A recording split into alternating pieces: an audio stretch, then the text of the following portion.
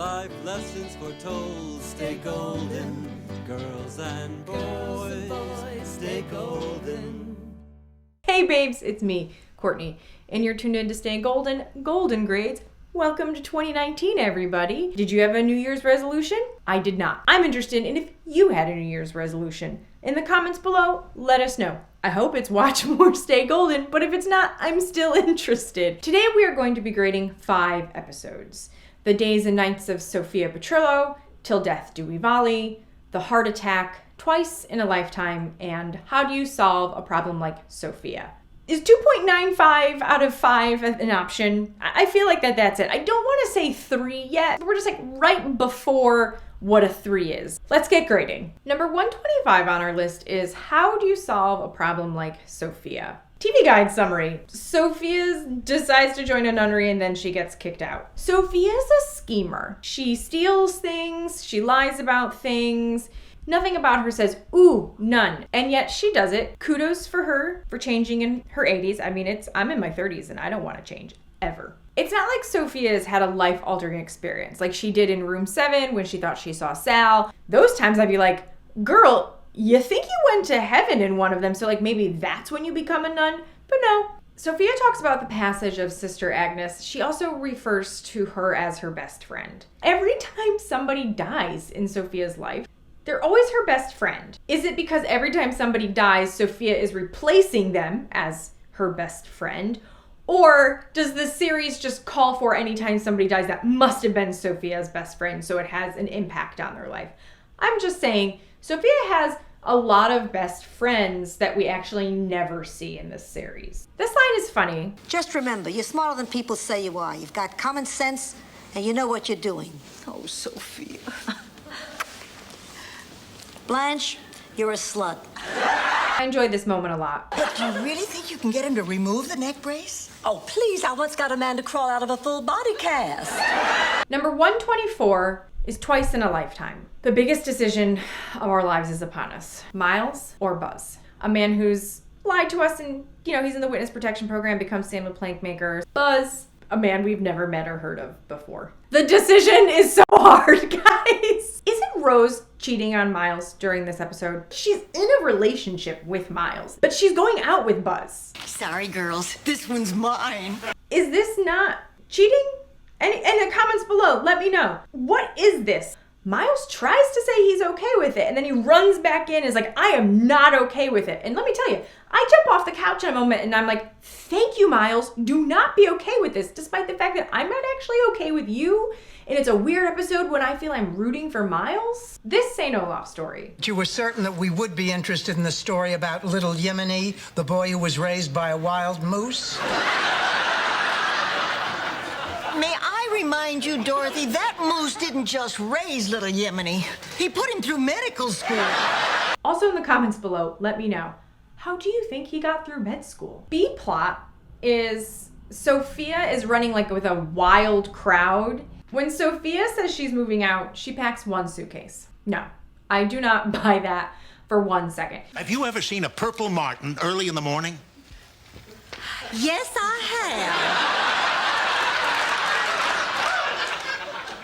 Martin Gelman, Mr. Watch Me Leapfrog over this parking meter. Number 123 is Till Death Do We Volley, aka Trudy Fakes Her Death. First of all, Dorothy is the least athletic. Yeah, Trudy's in town, we're gonna hit that ball back and forth. Maybe that's the most unrealistic part of this episode and not Trudy faking her death. They talk about prom night in Brooklyn. Trudy is in Miami because they're having their high school reunion in Miami, but they went to school in Brooklyn. How many people from their high school class are living in Miami-Dade County right now? I watch a lot of Dateline. I love me some true crime. The things that have to go right or be taken care of by Trudy prior to her faking her death feel extraordinary for the Golden Girls to believe that Trudy is in fact dead. First of all, she's gotta die on that court. Do paramedics not come? Will they not try and resuscitate her, do everything they can, put her in the back of the ambulance and take her to the hospital? So how does she fake that? Did she have to go down to Miami like a day and a half early and then go find an ambulance corps where she can maybe pay off 2 paramedics that she knows are going to be on call when she's playing tennis with Dorothy. And they're in on the joke. And then they put her in the back and then they drive around the corner and they're like, ha, we fooled Dorothy, everybody. The fact that her man is in on it, I don't know, dude. Like, yeah, you should support your girl, but this one seems a bit far-fetched, okay? Now, granted, we find out in the end that he and then Dorothy conspired with one another. But I'm also supposed to believe that Dorothy somehow saw this coming? Side note, Sophia was just in that bedroom trying to get Dorothy out of it like 3 minutes ago. Was Trudy's husband hiding in the closet? Where was he? How did he get in? Did nobody notice that? That all happened in the same day? Trudy and Dorothy say that they're friends and they love to prank each other, and their barbs, while kind of funny, are actually also quite mean. And I do not believe that these are 2 friends. But I am not loving the way that this portrays female relationships. I love the girls and their core, and this demonstrates for me, like just how special that relationship is. But I'd rather see Dorothy, Blanche, Sophia, and Rose than fake dead Trudy any day. Number 122 is the heart attack. What's the matter? I got a bubble. And then she thinks she's dying. It's difficult to have humor around this concept. What I do value about this episode is the character building that takes place inside of the plot line. For example, we learn about Charlie's death. Charlie made me dress him when he had his heart attack before the paramedics got there. But he wasn't dressed? We were making love. Oh, Rose, honey, you never told me. He died while you were making love? Well, he didn't die then. He had his heart attack then. And he told me to dress him. And? And I dressed him. And then we had a fight.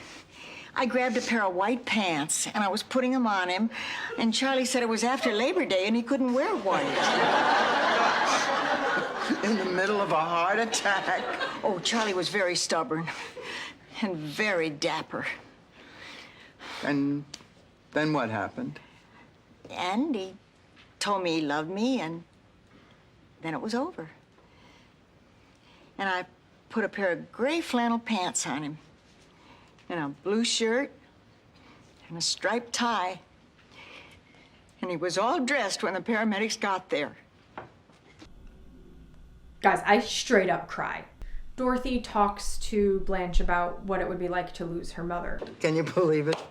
I'm over 50 years old and I'll still feel like an orphan. I know. Oh, doesn't matter. You lose a parent, you might as well be 6. It's scary.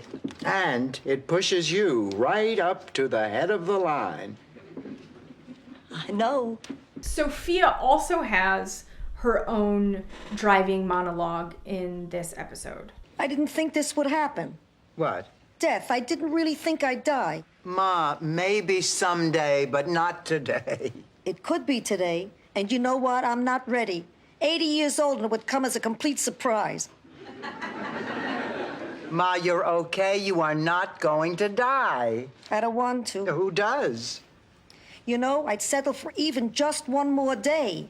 There's something about the way Estelle Getty, who in real life was very afraid of dying, and guys, full disclosure, I too am a person who is emphatically afraid about dying. This is a powerful episode because of these moments collectively that give a portraiture of characters dealing with death. Number 121 on our list is The Days and Nights of Sophia Petrillo. This episode follows Sophia throughout her day. It's like the secret life adventures of Sophia Petrillo. She gets up in the morning and she's going out to get a nectarine.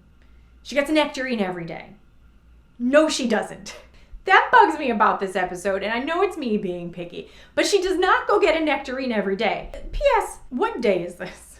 Is it a Tuesday? Could be a Tuesday that they're all in their robes and not going to their jobs. Time is weird in the Golden Girls universe. That each one of the vignettes of Sophia's day is her having a scheme. She schemes around the grocery store. She schemes around the band, the old lady band. That beach has a lot of action. Side note. And then she schemes later on in the hospital when she just like gives away the flowers. Each one of the things that she does has like a little game associated with it. I do enjoy the special relationship that she has with the boy. What did you do, Ma? What did I do today? What I do every day. I bought a nectarine. Love this line that Blanche says. Well, what do you want to do instead? I know. Let's rent an adult video, drink mimosas, and French kiss the pillows. The end. Did you girls know that the size of a man's ears is directly proportionate to the size of his other bodily organs?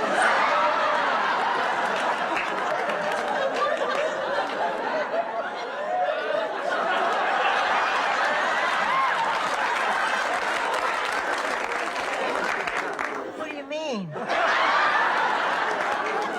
He had a big floppy pancreas, right?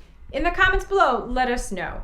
Is Rose cheating on Miles? I think she is. If you could name your own band, what would it be? What did we get right? What did we get wrong? What do you want to fight me on in these situations? I'm prepared. Let's do it. I love Golden Grades because I love talking to you guys about these episodes.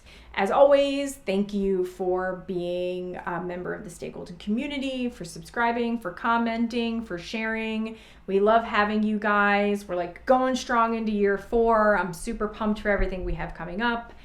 Thank you for being a friend. And as always, stay golden out there.